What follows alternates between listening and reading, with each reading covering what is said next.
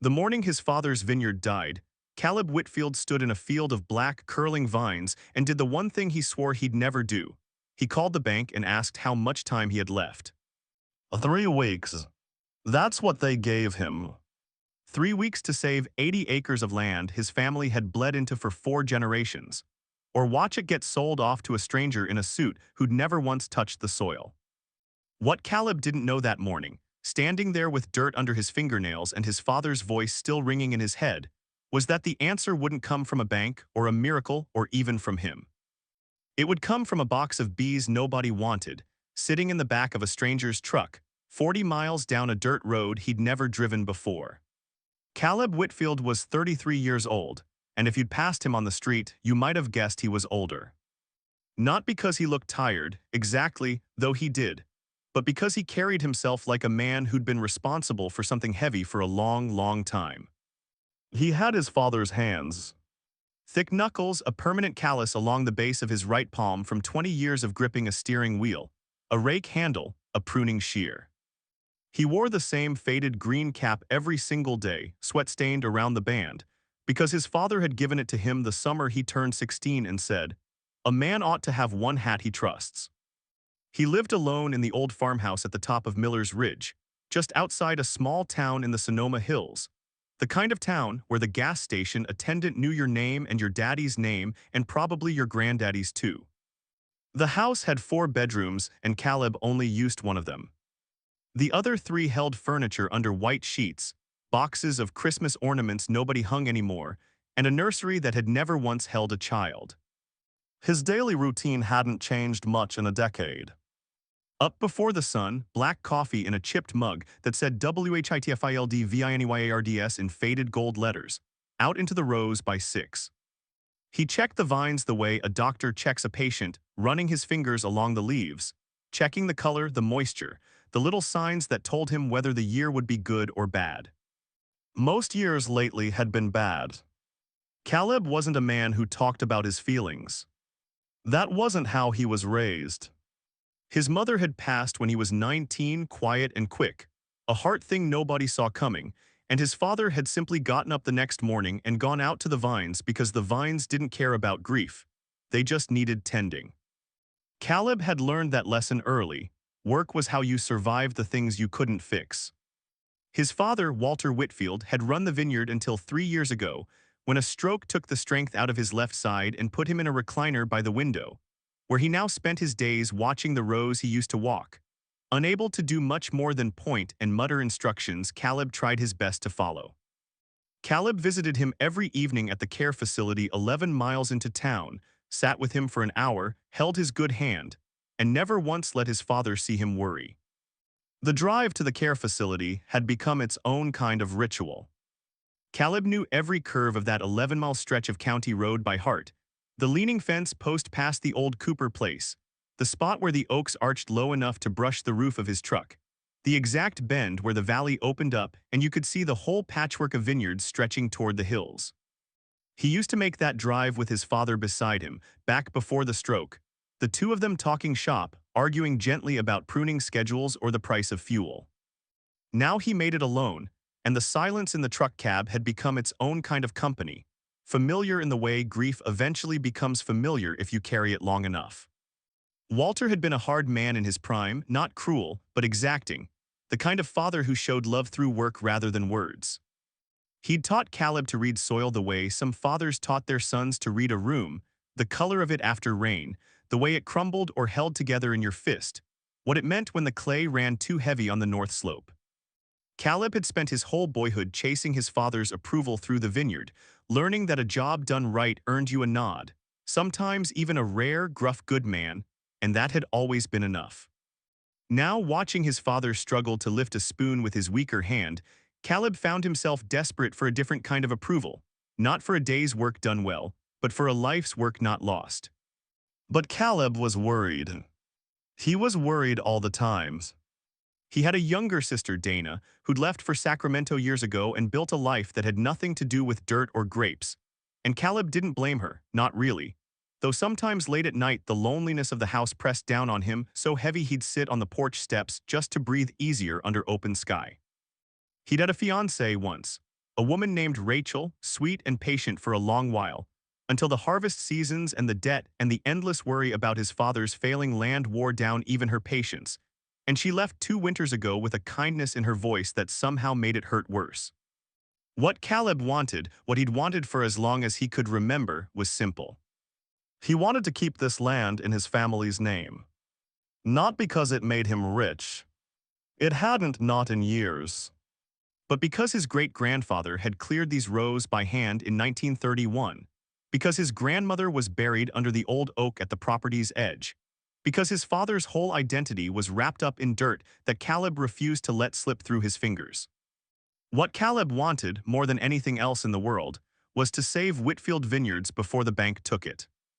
Not for the money. For his father.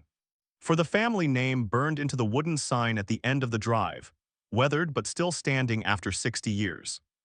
He wanted, more specifically, to bring the vines back to life, to reverse 3 brutal seasons of low yield and rot that had eaten away at the vineyard's income until there was nothing left to eat away. He wanted to walk into his father's room at the care facility and tell him truthfully that the land was safe, that the Whitfield name would still be on that sign next spring, and the spring after that, and the spring after his own children were born, if he ever let himself hope for children again. That was the goal. Simple to say, nearly impossible to do. The trouble had been building for 3 years, but it came to a head on a Tuesday morning in early April, when Caleb walked the east rows and found nearly a third of the vines with shriveled, blackened flower clusters, the delicate little blooms that were supposed to become grapes by August. No flowers meant no fruit. No fruit meant no harvest. No harvest meant no income, and Whitfield Vineyards owed the bank $41,000 by the end of the month, a number that had been growing every season since his father's stroke, patched together with equipment loans and a line of credit that had finally, mercifully, run dry. Caleb had tried everything. He'd brought in a soil specialist from the county extension office who talked about nitrogen levels and shrugged.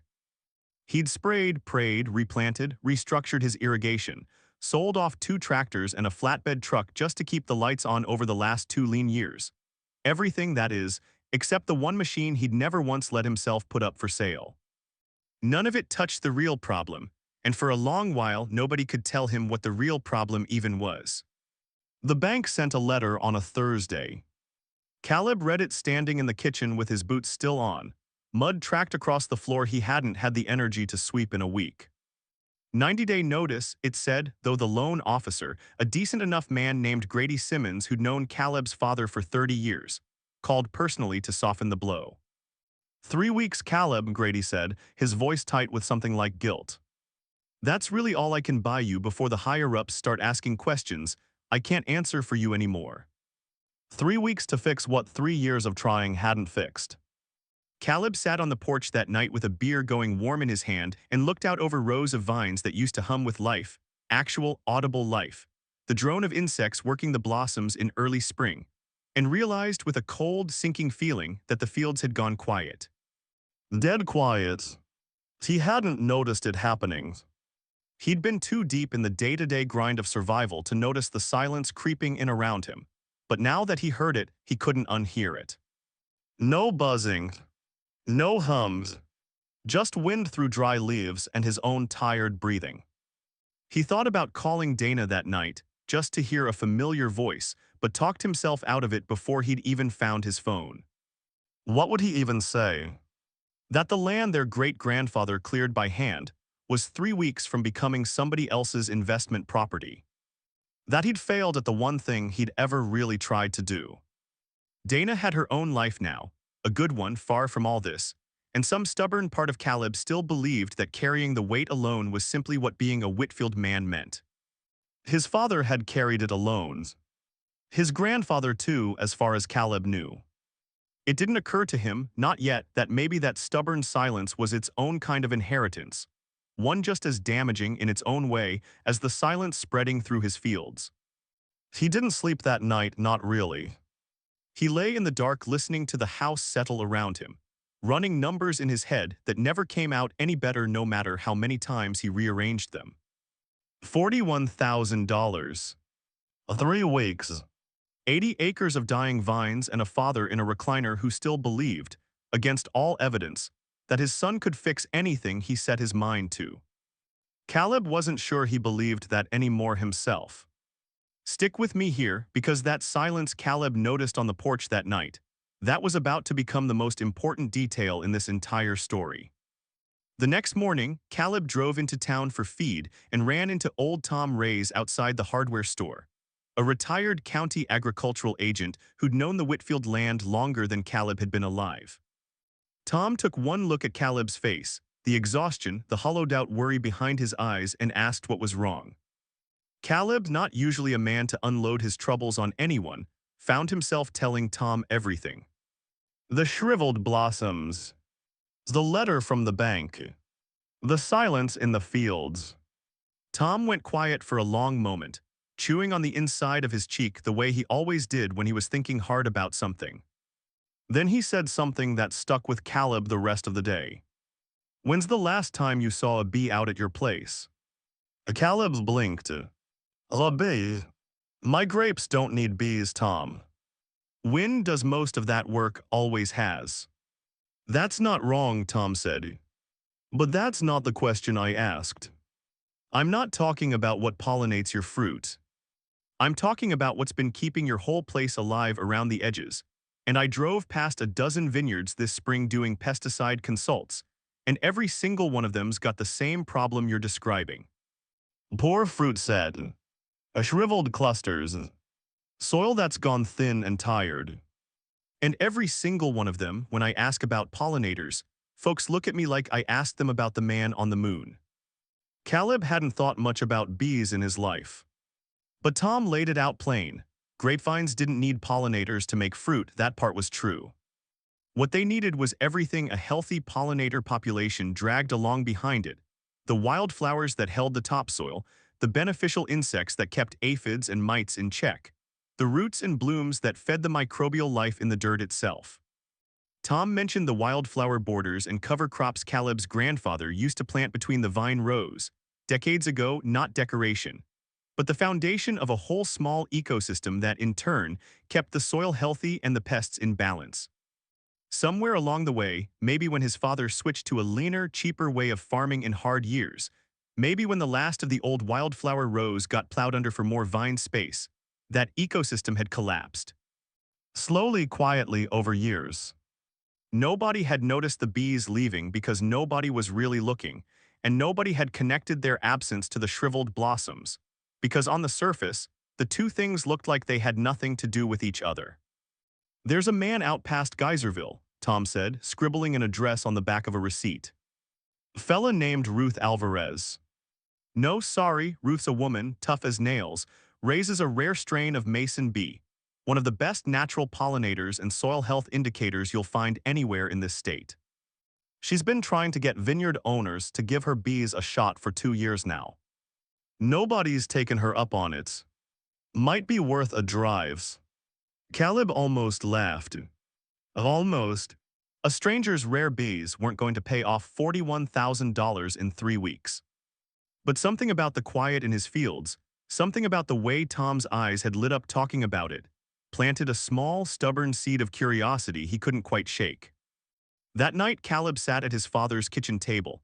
His kitchen table now, though it never quite felt that way, turning the receipt over in his hands, staring at an address he had no good reason to visit and every reason in the world not to. The bank wanted money. Bees didn't make money. Not fast enough anyway. And yet he found himself thinking about the silence in the fields and about something his father used to say when Caleb was young. "The land tells you what it needs, son. Most folks just stop listening."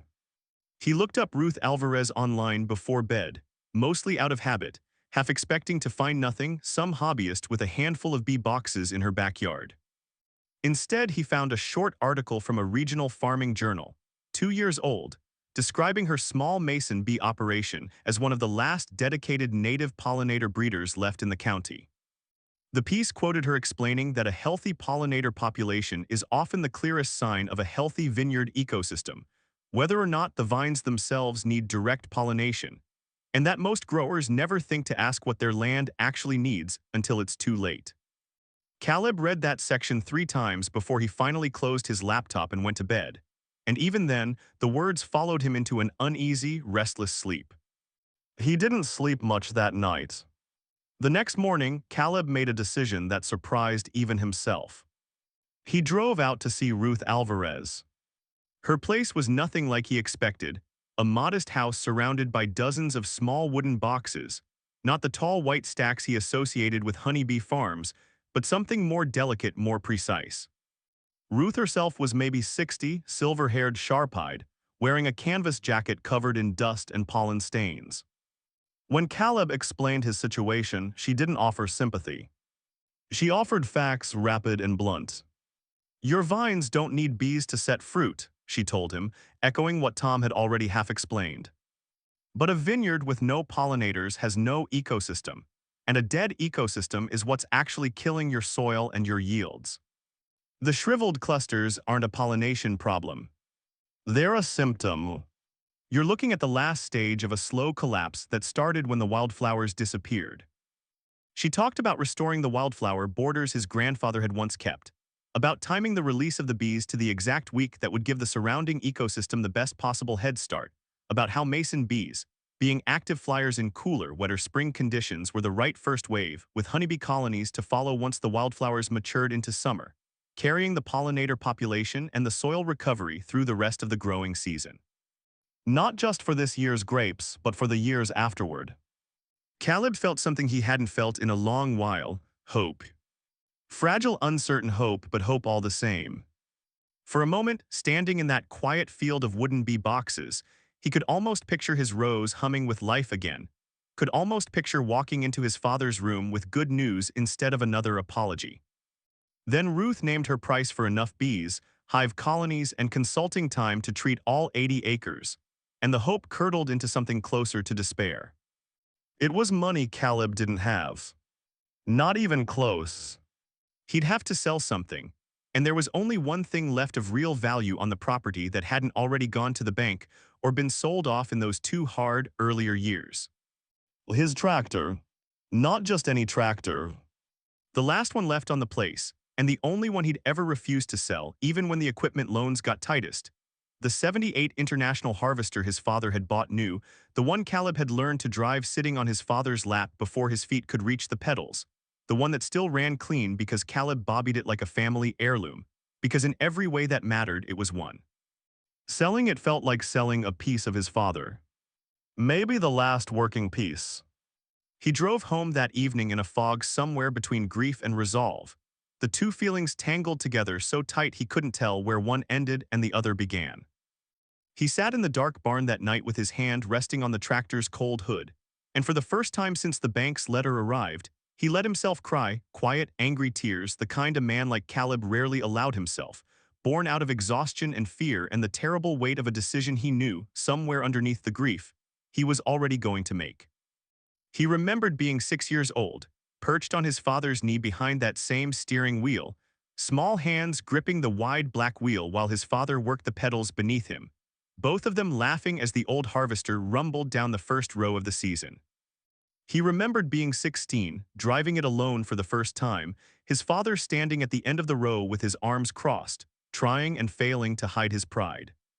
He remembered 100 harvests, 100 small victories and defeats, all of them somehow tied up in the smell of diesel and warm metal and turned earth.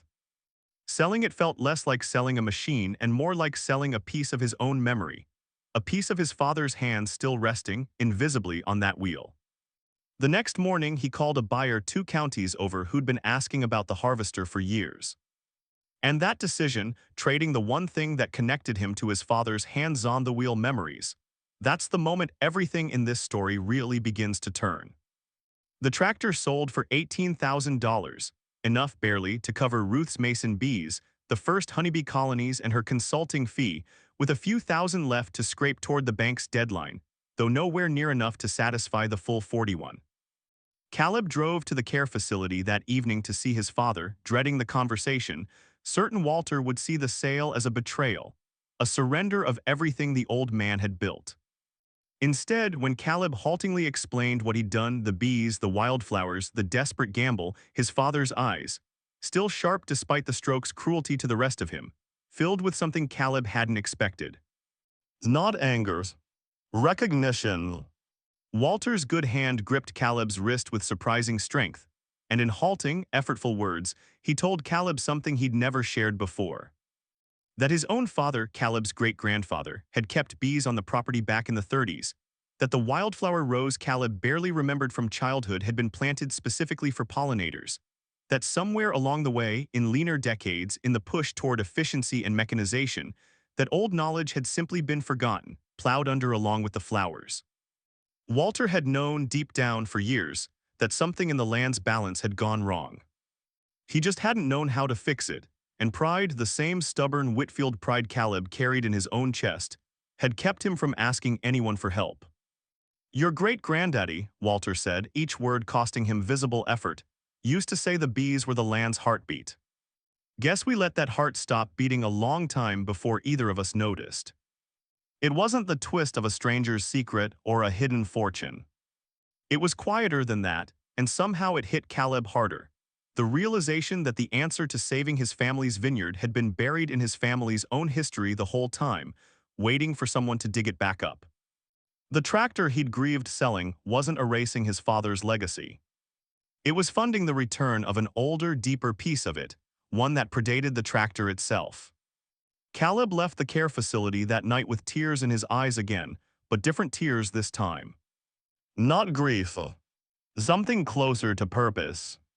The Mason bees arrived on a cool, overcast Saturday in mid-April, delivered in Ruth's dusty truck bed in dozens of small wooden nesting boxes, each one lined with paper straws where the bees would lay their eggs. Caleb and Ruth worked together through the morning, placing the boxes strategically along the eastern rows where the blossom damage had been worst. Positioning them to catch the early morning sun the bees needed to warm their wings before flight. The air smelled like wet earth and the first hints of spring green. Caleb's hands, usually steady, trembled slightly as he set the last box in place. Some mixture of hope and exhaustion, and the particular fragility of a man who has bet everything he has left on something he can't control. They also replanted that same week 3 long borders of wildflowers along the vineyard's edges: Phacelia, California poppy, native clover, seeds Ruth had brought in canvas sacks, scattered by hand the way Caleb's great-grandfather would have done it nearly a century before. Caleb worked until his back ached and his palms blistered, and something about the physical labor, the dirt under his fingernails, the sweat on his brow, felt like a kind of prayer he didn't have words for. For the first several days, nothing seemed to happen. The boxes sat quiet. Caleb checked them obsessively, morning and evening, the old worry creeping back in, the bank's deadline ticking louder in his mind with every silent hour. Then on the 6th morning, Caleb walked the east rows before sunrise, coffee mug in hand, and stopped dead in his tracks. He heard it before he saw it. A low, steady hum, faint at first, then unmistakable, drifting on the morning air like something the land itself was exhaling after holding its breath for years. He walked closer to the nearest wildflower border, and there they were, dozens of small, iridescent blue-black mason bees moving methodically from bloom to bloom, dusted in gold pollen, working with a quiet, relentless purpose that brought Caleb once again to the edge of tears. The vineyard was breathing again. Now here's where things get emotional, because Caleb still had a deadline bearing down on him, and hearing that hum didn't pay the bank a single dollar. The mason bees worked hard through the cool weeks of April, and just as Ruth had promised, their numbers began to taper off toward the end of the month, their short spring season winding down the way it always does for that species. But by then, the wildflower borders were thick enough and warm enough for the first honeybee colonies Ruth brought in to take over the work through May, carrying the vineyard's slow recovery forward into the heart of the growing season. Caleb watched the transformation with a kind of disbelieving wonder. The blossom clusters that had shriveled black the year before came in fuller, healthier, dense, with tiny green grapes forming beneath the fatting flowers. Ruth visited twice a week, tracking pollinator activity, adjusting box and hive placement, teaching Caleb things about the land his own family had forgotten across 3 generations of hard, practical farming. But wonder didn't stop the bank's clock. 3 weeks came and went. Grady Simmons called on a Tuesday, his voice heavy with apology, admitting he'd already stretched things further than he should have, quietly holding off the regional office with paperwork excuses, and a favor he was fast running out of room to call in again. Now, he explained, the higher-ups needed a payment plan or a lump sum by Friday, or the foreclosure paperwork would move forward regardless of how good this year's crop was looking, because grapes on the vine in May weren't money in the bank in May. "I bought you what time I could, Caleb," Grady said quietly. "But Friday's the last favor I've got left to call in." Caleb sat with that call for a long time after he hung up, staring out at Rose now humming steadily with life, feeling the cruel irony of it, that he'd finally found the answer to save the land, only for time itself to be the one thing standing between him and using it. He thought about his father, about the tractor, about the wildflowers scattered by hand. And then, in a moment of desperate clarity, he thought about something Ruth had mentioned almost in passing weeks before, that a regional sustainable agriculture nonprofit had been offering emergency grants to small vineyards adopting native pollinator programs, part of a statewide push to protect declining bee populations. Caleb had barely registered the comment at the time, too consumed by his own crisis to think it might apply to him. He called Ruth that night, and by Thursday morning, with Ruth's help documenting the pollinator program, the wildflower restoration, and the measurable turnaround already visible in the East Rows, Caleb submitted an emergency application. It felt like throwing a bottle into the ocean. He drove to the bank Friday morning expecting nothing but bad news, prepared in the deepest, most private part of himself to hear the words he'd been dreading for 3 years. Instead, Grady Simmons met him at the door with a look Caleb couldn't quite read, until he explained that the nonprofit's regional director had called the bank directly that very morning, moved by Caleb's application, and more than that, by a personal visit to the property the day before that Caleb hadn't even known about, where she'd stood in the humming wildflower rows and watched the bees work and made a call on the spot. A bridge grant enough to cover the immediate shortfall, paired with a restructured loan the bank was newly willing to offer given the vineyard's documented turnaround and its now unique status as a certified pollinator-friendly farm, a status, Grady admitted, that opened doors to buyers and markets Whitfield Vineyards had never had access to before. Caleb stood in that bank lobby and, for the second time in a month, let himself cry in front of another human being. By August, the harvest came in better than it had in 5 years, not just in volume, but in quality, the grapes dense and richly flavored in a way the old-timers around town said reminded them of vintages from decades before, back when the land still had its old balance. Caleb sold the crop to 2 new buyers specifically interested in the vineyard's pollinator-certified status, at a premium price that let him pay down the restructured loan faster than he'd dared hope. He drove out to the care facility the day the final harvest numbers came in and sat beside his father's chair by the window, holding his good hand the way he did every evening, and told him the vineyard was safe. Truly safe for the first time in years. Walter's eyes filled with tears, and for a long moment neither man said anything at all, because some kinds of relief don't need words. Caleb kept the wildflower borders growing every year after that, expanded them, in fact, along every row where the old boxes had once stood empty and forgotten. He never did buy back another tractor quite like the harvester. Some things once let go stay let go, but he found, somewhat to his own surprise, that he didn't miss it the way he thought he would. What replaced it in the barn wasn't just a newer, cheaper machine. It was a partnership with Ruth Alvarez that grew into something like friendship, and eventually into a small side business, teaching other struggling vineyard owners across the valley how to bring pollinators back to their own dying land. Dana came home that Thanksgiving for the first time in 3 years, and stood with Caleb in the quiet dusk light at the edge of the East Rows.